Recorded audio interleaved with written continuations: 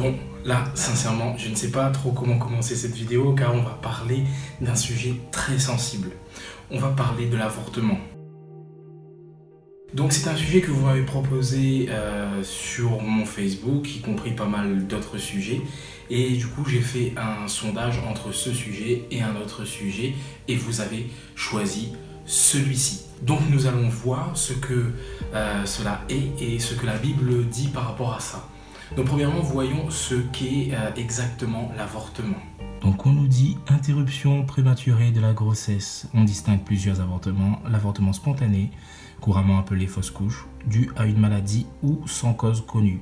Et l'avortement provoqué, celui-ci est pratiqué soit pour des raisons thérapeutiques et est alors appelé interruption médicale de grossesse, soit pour des raisons non thérapeutiques et appelé alors interruption volontaire de grossesse.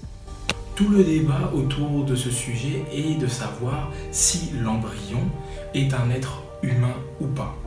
Beaucoup disent que non et ajoutent que c'est un être en devenir. L'autre partie minoritaire va affirmer que le droit d'avorter ne devrait pas exister. Ce qui est compliqué dans cette question, c'est que cette question touche au corps de la femme et ce qui est à l'intérieur de ce corps. Ceux qui défendent le droit de l'avortement vont mettre alors en avant plus globalement le droit de la femme sur son corps.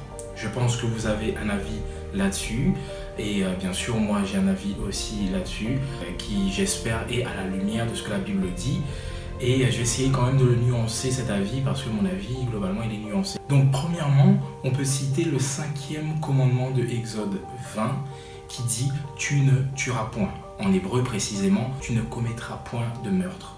Donc la Bible a toujours défendu qu'il ne faut pas tuer. Cela peut sembler étrange alors qu'il y a des guerres dedans. Ouais mais bon, on pourra parler de ça dans une prochaine vidéo si vous voulez. Donc bref, bien que la Bible dit cela, certains théologiens avancent le fait que j'ai présenté juste avant que l'embryon en question ne serait qu'un être en devenir et non un être humain. Le problème est que Dieu fait comprendre à travers la Bible le contraire. Le psaume 139 verset 16 dit « Quand je n'étais qu'une masse informe, tes yeux me voyaient et sur ton livre étaient inscrits tous les jours qui m'étaient destinés avant qu'aucun d'eux n'existât. » On comprend bien alors que chacun d'entre nous, alors que nous étions qu'embryons, était connu par le Seigneur et qu'il nous regardait déjà, qu'il nous considérait déjà. À Jérémie, particulièrement un prophète de Dieu, Dieu va s'adresser en lui disant « Avant que je t'eusse formé dans le ventre de ta mère, je te connaissais. » Même avant sa formation, Dieu connaissait Jérémie et l'avait désigné comme prophète. Voilà premièrement des textes clés qui nous montrent que la vie humaine, même dès l'embryon, dès cette masse informe. Après, concernant des textes qui nous parleraient d'avortement même, j'en ai repéré qu'un seul pour l'instant dans Exode 21, versets 22 à 23, où on parle d'une loi concernant les conséquences d'une dispute entre deux hommes, s'ils heurtent une femme enceinte et que celle-ci n'en vienne à accoucher prématurément. On nous dit que s'il n'y a pas d'accident, ils devront payer une amende devant les juges, amende fixée par le mari. Mais s'il y a un accident, alors ils devront mourir. On pourrait se poser la question même sur la nature même de l'accident en question. Concerne-t-il la mort de la femme ou la mort du bébé ? Mais si c'est simple à comprendre qu'on parle du bébé, car on nous parle d'accouchement prématuré avant et d'accident concernant cet accouchement en question, donc mort ou pas du nourrisson. Donc ici une sanction quand même très sévère concernant un avortement. Bien que maintenant, même en tant que croyant, il est impensable de tuer quelqu'un pour un avortement, le fond ne change pas. Je m'explique. Ce n'est pas parce que quelqu'un devait être lapidé pour avoir désobéi aux lois de l'Éternel et que la lapidation n'est plus du tout d'actualité que cela veut dire que les lois de l'Éternel ne sont plus d'actualité. La Bible est catégorique. On ne peut pas décider d'avorter.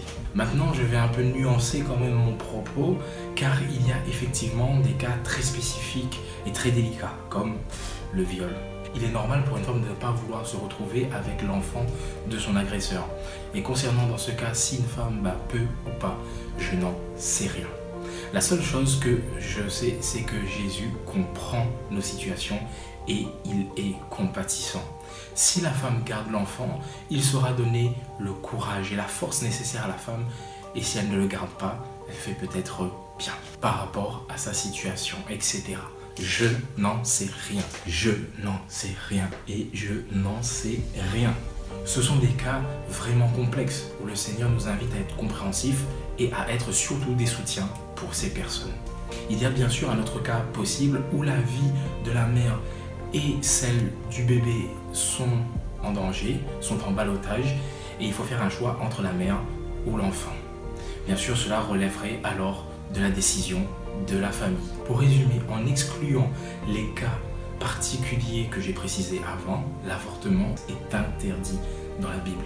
C'est vrai qu'à 15 ans, 16 ans, on n'est peut-être pas prêt à être parents, et ça, tout le monde le conçoit. Mais pourquoi serait-on prêt alors à ces mêmes âges à avoir des relations sexuelles? En vient alors la question de la sexualité dans la Bible, dans le monde moderne. Mais ça, c'est un autre sujet très large et très complexe. En tout cas, j'espère que vous avez aimé mon explication, même si peut-être vous n'êtes pas d'accord avec ce que j'ai dit. En tout cas, faites-le moi savoir. Dites-moi dans les commentaires vos avis, votre réflexion sur le sujet.